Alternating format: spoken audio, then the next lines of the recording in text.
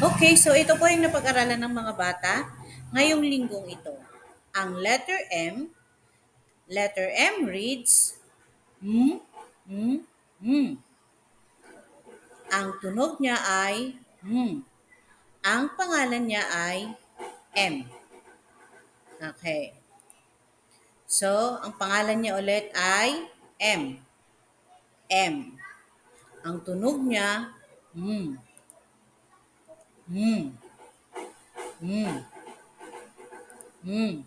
Okay. So, meron ditong picture, mapa. Map. Map reads, mm, mm, mm. M reads, mm, mm, mm. O, itong isa, yam. O kaya, gum. Gum, gum. Nasa hulihan ang tunog na, yum. Yan. Yum, gum. Nasa parehong hulihan ang tunog na Okay, so, eto, moon. Moon. Moon reads M reads Ito naman, mug. Mug. Mug reads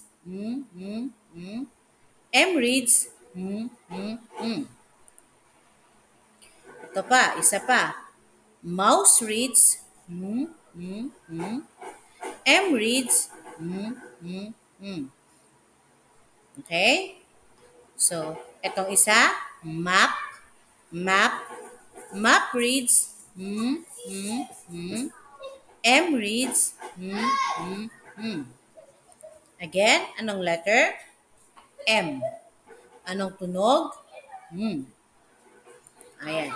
Ito kung paano isulat mula sa taas hanggang sa patagilid, pataas at pababa ang malaking letrang M. Ang maliit naman, ayan.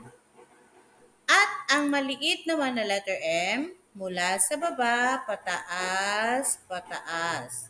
Okay, so tatlong stroke yan. Practicein po yan sa bahay, mga nanay. At maraming salamat.